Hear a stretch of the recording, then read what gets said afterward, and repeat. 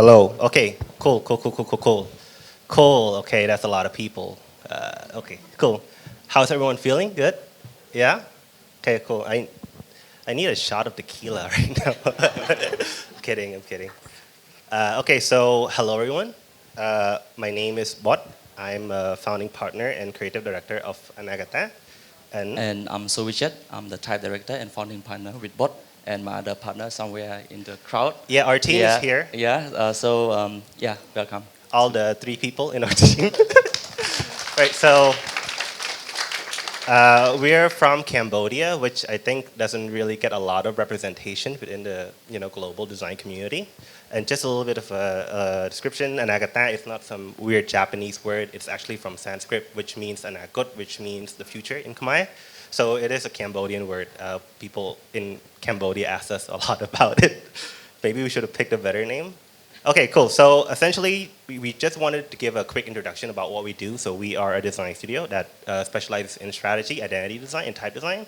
And our goal is really to produce work that creates impact with longevity. So essentially, timeless work. You hear these things all the time from other designers as well. We're nothing special. And for us in particular, we want to help build brands that matter and transform communities in a positive way. This is some of the work we do. Some of it is a collaboration with Cadson, with Anutin, and a lot of other designers as well. FYI, prahok, that's like Cambodian cheese. It's like made of fermented fish. It's really stinky, but it's really good. If you go there, try it. I don't know. But this is not like a restaurant. It's actually some other weird corporate company. Okay. So our topic today is going to be called Learning Curve Reconnecting, Typography and Identity Design within Cambodia. That's my attempt at making a pun, get it? Learning curve. When you design type, you draw curves. Yep. Yeah, it didn't really work, did it? Okay, cool. So over the past decade, or more than a decade or so, identity design in Cambodia has seen significant improvements due to the democratization of design, right? So everyone has access to design tools and software nowadays, right? You can pirate it. Oh, yeah, Adobe's not a sponsor here, right? I didn't just say that. You can get it not using legal means, okay? So design has seen a lot of improvement. A lot of people are pursuing design as a career. So the problem is that even though there's a lot of people who are interested in design, especially identity design right now, there's still a really big disconnect with typography and identity design because of the lack of education, resources, and typefaces in general that people can utilize. So you would see a lot of non-cohesion between like the translation between Khmer typography and Latin typography. So our talk today is going to be sort of addressing that. So to give us sort of a perspective of the landscape of Cambodian typography, I'm going to hand it over to Sovichet. So first, we will look at a glance of the Khmer typography. So if we are talking like purely about the Khmer typography, it's going to be a long long talk about this. So I will just go through very quickly based on our experience, my own experience working on type design and like going around the country and focusing on just typography and calligraphy and stuff, and then back to the type design. So I will go briefly with like a brief history of Cambodian script. So we started with the stone inscription in the first century, and all the way to the stone inscription, to the manuscript, to the handwritten, and then to the printing press. So basically, if we are talking about the printing press and the method types in Cambodia, I would say we were introduced to this kind of practice later than other countries around us, like Thailand or Vietnam. So that's why most of the work done, basically the design, the method type were produced by foreign experts, foreign designers, and then shipped from the France to here to print. Especially, we only got our printer based in Phnom Penh, capital city of Cambodia, only in early 20th century. So everything were mostly done and printed in Saigon, or from Hong Kong, or from Germany, or from France. Oh, some error here. Okay. That We was can skip that, we can skip that that. was a special logo designed by us.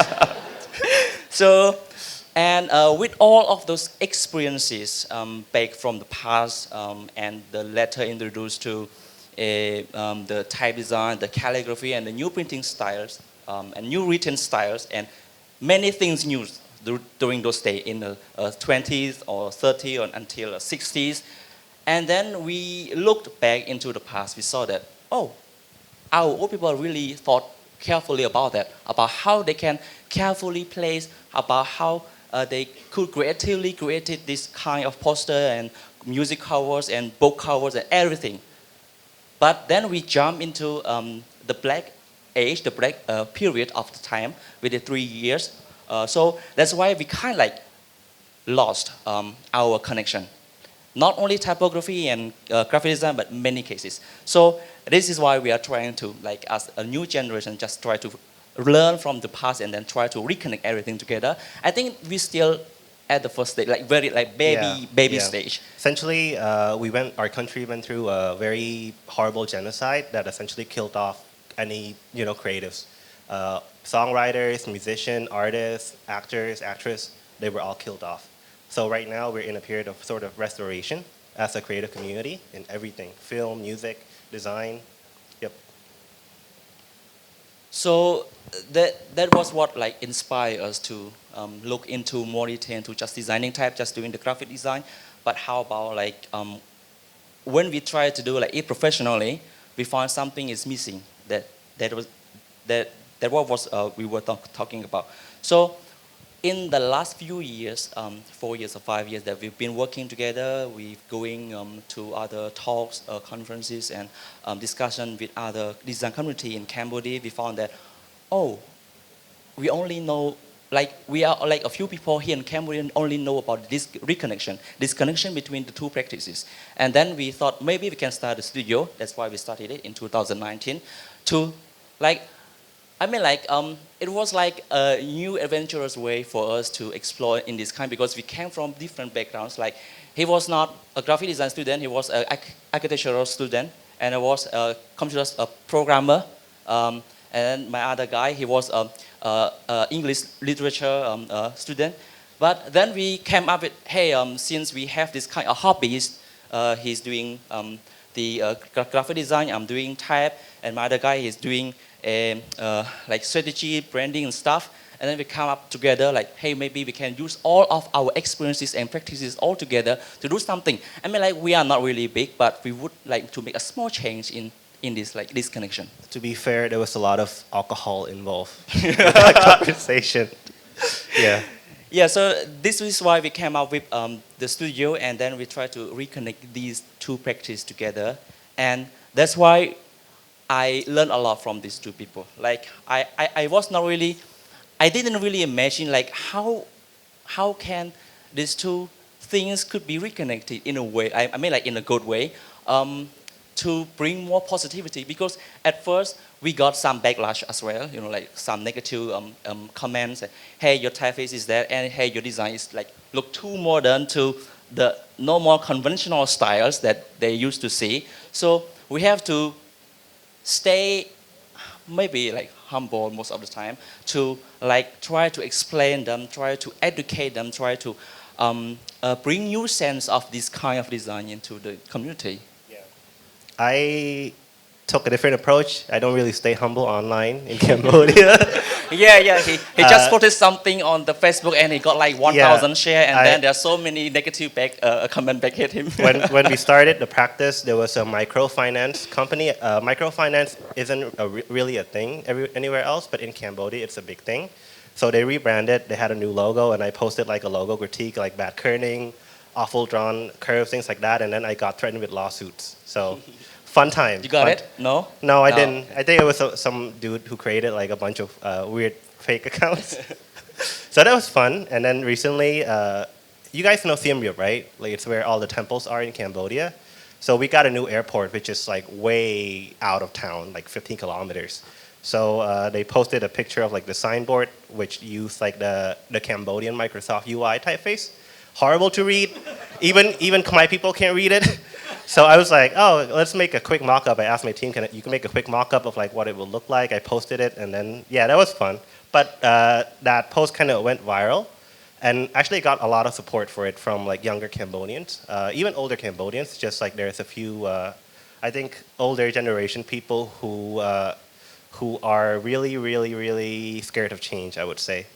Yeah, and that's why we came up with this kind of like studio and stupid things doing all these days.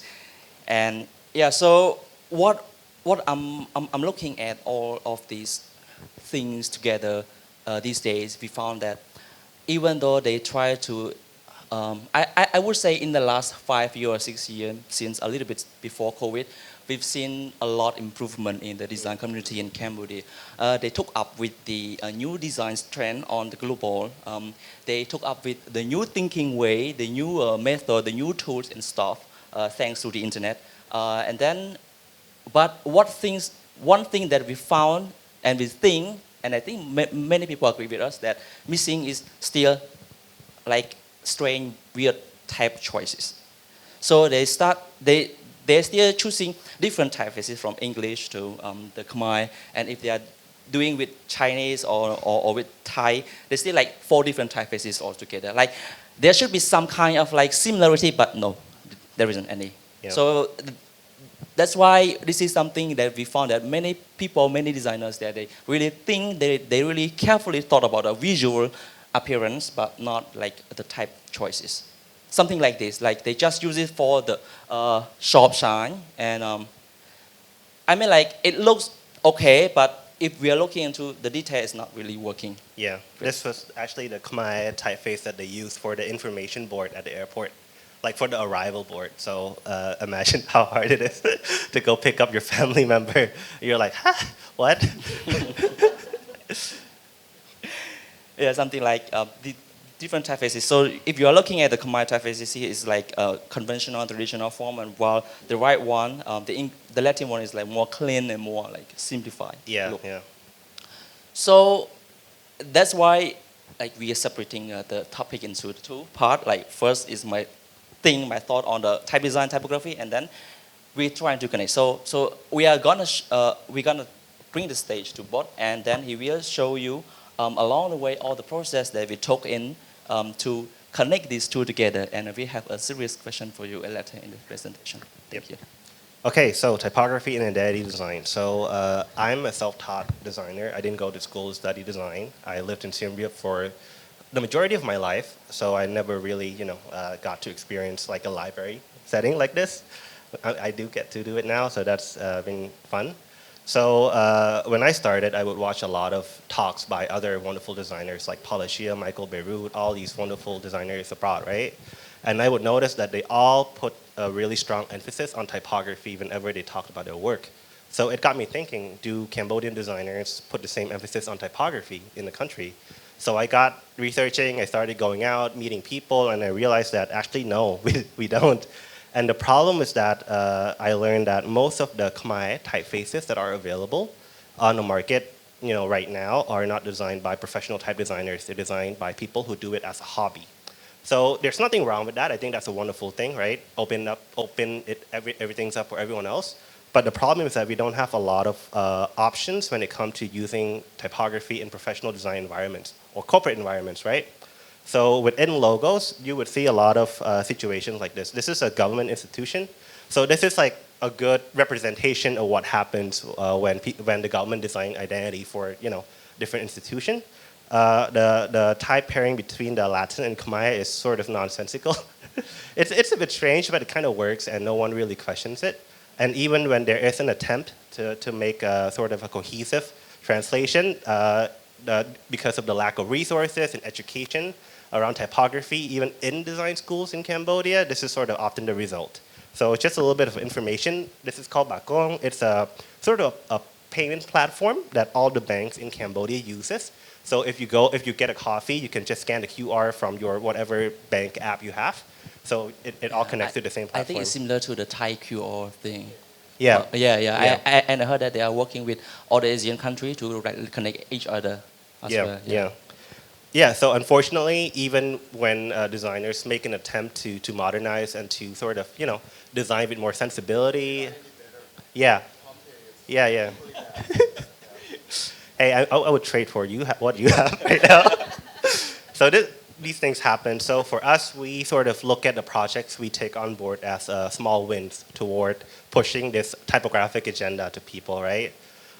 What I've also learned as well in meeting other graphic designers in Cambodia is that the majority of designers in my country they are more interested in using design to create visually impressive things like amazing Photoshop collages for like movie posters, those kind of things, than using design to solve a specific or niche communications problem, right?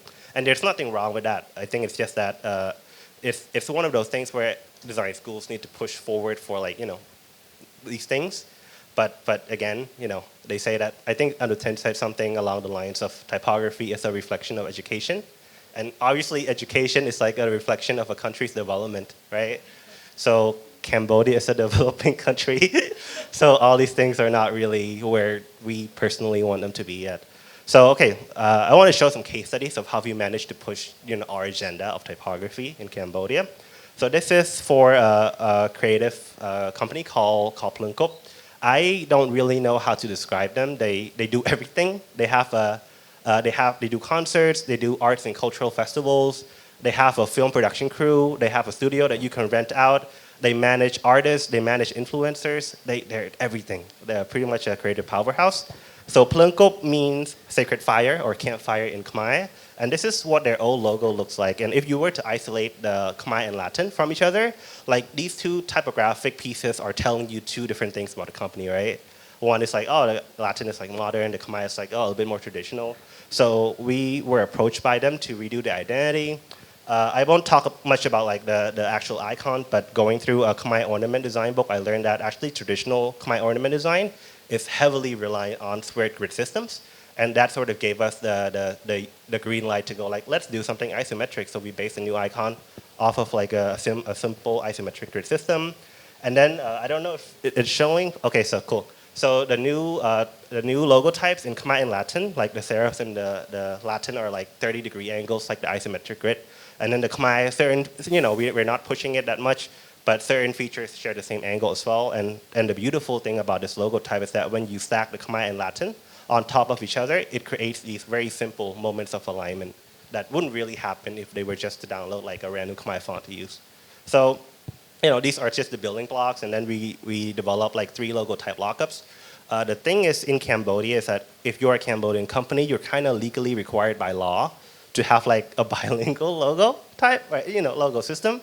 But oftentimes people either treat the Latin or Khmer as an afterthought, and that's why you see like the mismatch of Khmer and Latin within identity design. So it's very simple, the icon divided into 4 blocks, and then the block is like the spacing between. And then again, you can just reuse the same grid system to generate these very simple abstract graphics, right? So I am obsessed with like designing things as a system. I don't know, I'm just weird, I guess. So, you can apply it on everything, business cards, your posters, your collaterals, and you can even apply it onto like social media communication. A little information about Cambodia is that we actually use Facebook more than like websites in Cambodia. So a lot of businesses in Cambodia are heavily reliant on Facebook. So, social media templates are like one of the most utilized brand assets that people use there. This is another company. It's an insurance company called Forte. So this is an issue you often see in Cambodia. So these are 3 social media posts from 3 different insurance companies in Cambodia. If I were to remove the logo from each, like you wouldn't be able to tell which is which, right? So the lack of design education has led to the people, heavily relying on design cliches. And in a heavily competitive space, like insurance, it's not really ideal, right? So I won't talk much about the redesign. So we redesigned their logo type, and then of course, we tried to work with Cadson to get one of Cadson typefaces to be used for Forte, but Forte was like and then later on, a year later, they decided to go with one of ours as well. Sorry, I didn't intentionally cut you out. So this is one of our retail fonts called Nirday. The Latin is very simple, like based on a neo-grotesque design, and the Khmer is a modernized sort of version where we keep all the loops as well. So the cool thing about this project is that we were able to come up with this flexible composition system just based off the logo type. So it's just very simple. People can get it, and then they can apply it to a variety of different visual communication things. So stationery, things like social media. So when we go back to this, just by limiting the choice, just by simplifying all the tools that the design team have access to, we can easily differentiate like forte from the competition. And oftentimes you'll find that in Cambodia, the solution isn't really that difficult. But, simple and easy are two different things, right? So this is, so through working with Cadson, right, we've been able to work for some really big international brands. And we've also been able to use those international projects to pivot for local ones as well, right? Because, when you go to a local client, you're like, what have you done? I'm like, nothing. And then they won't give you the project. But if you work with like, oh, I work with Grab, and then they're more inclined to listen to you. So this is a typeface we did, Latin and Khmer, for a real estate developer called Peng Hut. So do you want to add anything to this project? So it took us like 1 year just to get started, because we had to do like 3 different or 4 different presentations to explain them, like, if you are getting this typeface, if you are getting this design, it's gonna be like this, and if you are going this way, it's gonna be like that. So we were trying, not really hard, to be honest, but trying to explain them like in many steps. Like if you are getting your own custom typeface, if you benefit a lot of things. We raised about the legal issue. We raised about the visual appearance on the market, because there were so many property developers in Cambodia, and they are using the same templates. I would say they might found it somewhere on free website, and they just use it. Yeah, like sort of similar to like what yeah. Forte had going on. Yeah, so we had to really point that out in order not only to get the project, but to make them understand. And it was a really, I would say it was a good project, because we got chance to meet with the CEO as well, and then we can like give our own ideology to them, to understand like, hey, getting your own typeface would not only make you good, but it will help you in many ways. And I think that they will be releasing this typeface in the future for the public as well. But now they are really utilize it for the internal communication and like everywhere right now. Yeah, one of the things we pitched them is that, oh look, if you commission us, you give us a lot of money to do this typeface for you, and then let's say 5 years down the line, you release it as an open source. Imagine how much positivity your brand will get. So they were like, oh sure, why not? I love good press, right? So this is their monogram. PH stands for Peng Hut. And essentially, we just took the angles from the logo type and put it in the terminals of the typeface. Very straightforward. It only comes in 5 weights. These are all sort of the glyphs. So, these things, I think, isn't really unique or special, in other countries. But for Cambodia, to even our surprise, this is really, really, cutting edge stuff, apparently. Yeah. This is just a little bit about like Khmer type proportions in comparison to Latin. You want to add anything to this? So basically, they wanted to use the typeface for everything. So like one typeface could not fit with anything, with everything. So we were trying to find the ideal, the middle metrics, the ideal metric they could work all together on their websites or on their communication. Design, and as well as on their CAD, the computer edit design, like because they are doing the property development, so they have to do like drawing the plan, the layout and stuff. So we try to work with them to get this kind of proportion. Yeah. The Khmer is Kawsang, which translates to build. Get it? Property developer. I don't know. I like puns, man. That was not really a pun, but okay. Okay, this is just texture-wise, So ideally, we would love to do like both a Latin and Khmer set for a lot of like local brands within Cambodia, because it gives us more control, and also it gives us the ability to customize the typeface according to the usage of the client, of the company. But this is ideally when a lot in their properties, they would use it for everything from like with a website to wayfinding to everything. Of course, I'm sure a lot of everyone here knows that one typeface cannot meet all these usage scenarios. So right now, we're still in the process of trying to get small wins, and hopefully those small wins will compound and snowball into like one bigger win for Cambodia. Okay, thank you so much. We can do questions. We can, yeah. To be a little bit shameless, you can follow us on Instagram.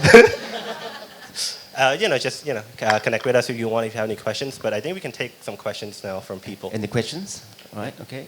We have my runner over there. Okay. Hi there. Hello. So I come from Laos, and I feel like your presentation applies completely to Laos. It's almost scary. And I feel like in Laos, basically, we do a lot of design based on the Latin alphabet and then try to match the Lao font as much as we can, even if it's difficult or costly. And my question is, were you able to shift the dynamic in your practice of design and start with the Khmer alphabet as a root of your design, as a base of your design? I think this is a really good question. We were asked a lot about this as well, like, hey, your typeface looks like Latin, hey, your typeface looks like this and that. But what we try to explain and to solve and to answer this question is most of the time, like I personally, I would start with designing and researching about the Khmer script most of the time. So I started by sketching and then designing the Khmer and then trying some Latin along the way, trying to find a proper design direction first, and then we can show it to the client if whether or not they like it. This is the first step.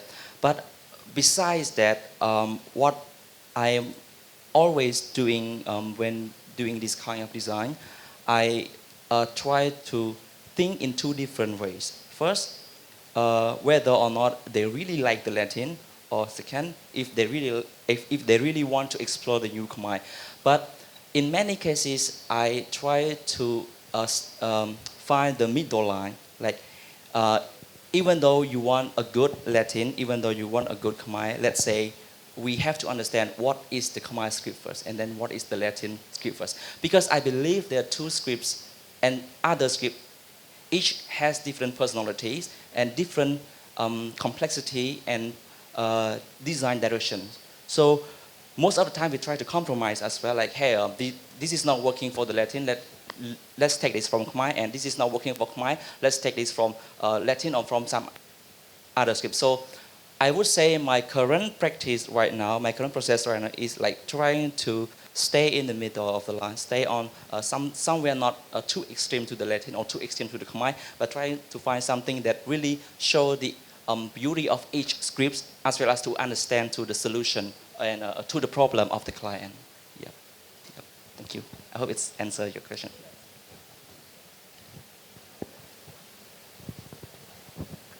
Throw it. No, I'm kidding. Yeah, sure.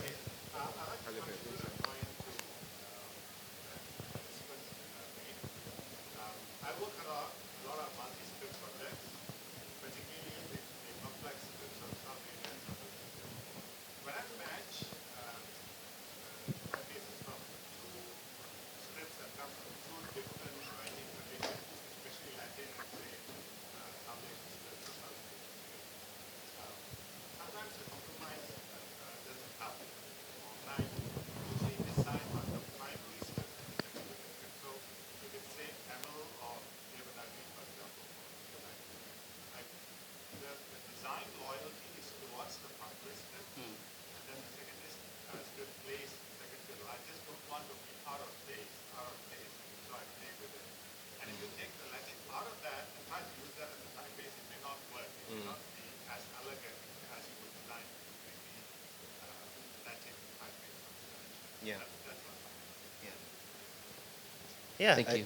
I mean, for us, it's the interesting thing about like type usage in Cambodia is that the majority of younger people, they prioritize reading English more, right? And then older people read Khmer more. So our approach right now we've been in the middle. We've been taking up the middle ground. As much as we'd love to prioritize either one or either, but the usage or the audience is like really split, right? One side is really only reading so for example, when COVID happened, talking about COVID, the government would put out these announcements and they would typeset it in this very traditional, Khmer typeface. All the young people didn't read it. No, like only old people read it, right? And then so there was a guy who started to just read through the information, and then translate it into like very simple infographic for younger people because everyone needed to like, know where to get vaccinated, know where to get things, right? So yeah, I mean, but I totally agree with you. It depends on like what's the primary, language, right? Yeah. Anyone have any more questions? Or a tequila shot they want to offer? No?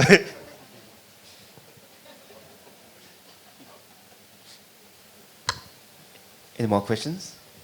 Okay. If not, I have questions for Chet. Okay. I'm prepared, okay? Okay, cool. Okay, what are some common mistakes or issues you see with the current Khmer typefaces that are available right now in Cambodia? I wasn't prepared for that, were you? Yeah, I didn't read the question. Again, pardon me. What are some of the common mistakes you see when people, when people design typefaces in Cambodia? I believe that it all comes to the point of the consistency, the consistency in design. I think consistency is very important in designing type, and especially such as like the complex script like mine, because I started out as a hobbyist designer as well. So I admit that it took me about 10 years to really understand what is type design, because I started type design when I was in high school, 2010. So it took me like until 2017 or 2018 until I understand that, oh, so this is a really, an important point. Like you have to put into your design. I mean, if you keep the consistency like as much as possible, you can make an ugly typefaces look beautiful as well. Yeah. Own it. Yeah. Own it, right? Just own it. Confidence can go a long way, right? I mean, not to offend anything, but I try to mention that because ugly doesn't mean like the essence of the typeface. I mean, like if you want to make it ugly, but you make it beautifully ugly. Bars. Okay. What are some future directions for type design in Cambodia? So I would say it's still in the middle. It's still like really indecisive right now, because even though myself, I'm trying to understand which direction should I go. Even should I go to like the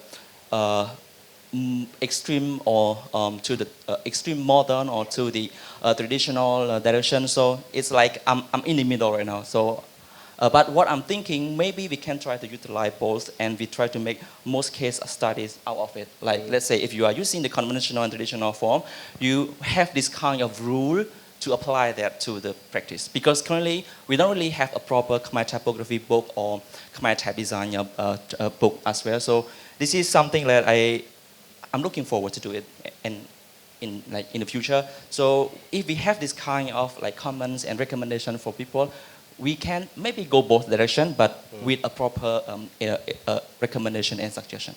Interesting. Okay. Okay, cool. This is my question.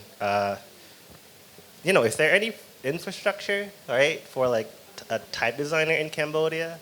Because, as a graphic designer, there's barely a design community that you can go and talk to in the country. What is it like for type designers? Do you have anyone to talk to? Besides me, of course.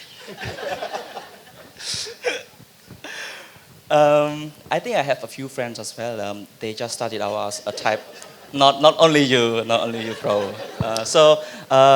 Currently I'm teaching some people, some friends along the way. They just started out as a type designer as well. So they did a very good job at the beginning.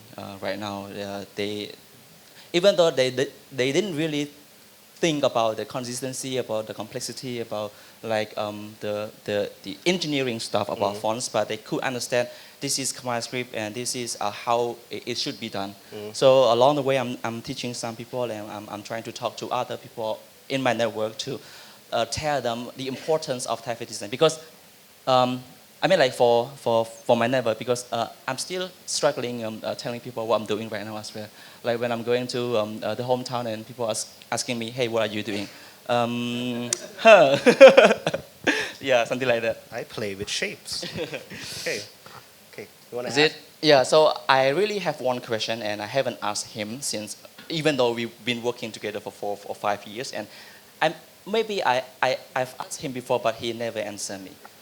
So this one question is, what is your thought about the Khmer graphic design? Because basically, when I went to other country like okay, Thailand or Japan or Tokyo, so I see that there is some sort of like design, like things that could like mentally like go into my mental like, hey, this feel like Japanese, this feel like Thai, something like that. But when we are in Khmer, I'm kind of lost like, hey, what would make it like feel like Khmer design? So what is your take on what is Khmer graphic design in general? Good question. I don't know. No, I'm kidding. So that would help. Okay, cool. So if you go into Cambodia and you look at all the posters that are on the road, things like that, you would see that the current sort of visuals of Khmer design is heavily reliant on like what our temples look like. The ornament design, those curvy things, they just translate them into 2D and put them on like a poster and ship it out. For me, I hate that because it, like when people talk about Cambodia, there's only 3 things that they know about Cambodia. 1, that's where the genocide happened. 2, that's where Angkor Wat is. 3, Angelina Jolie adopted a Cambodian. So, I'm like, but like I said, having read through a book that talks about traditional Khmer ornament design, they use a lot of grid system, a lot of really simple grids, to help lay out how the curves are gonna be, and a lot of them are even based on like the golden ratio, right? So, but a lot of times when they finish, the grids get erased away, and you only see the final product. So for me, I think Khmer design, there's really, Khmer design is universal. It's like anywhere else. It just depends on our usage scenarios. So for me, I just look at it from like a usability standpoint. Like if we're designing something that's meant to be read far, easily by Khmer people, then whatever the output should be a reflection of that, right? It doesn't need to have like a dragon, naga, or Angkor Wat, or like buffaloes in it to look Khmer, because those things are just a stereotype of what Cambodia is. I think there needs to be a lot more room for Cambodians to reinterpret who they are through design, right? Like, like is a circle owned by like any country? Not really, right? Well, you can argue Japan owns it because, it's their flag, but not really. Anyone can use a circle.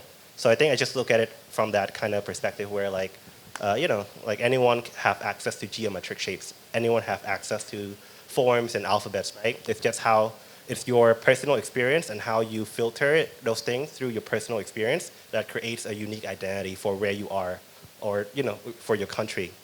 Right now, I think the reason is that we haven't really been unified as a community, as a creative community, especially for design in Cambodia yet. So that's why it feels like everything is really disjointed. There's really no, harmonization. There's no unity at all. But for us, that's sort of our end goal, right?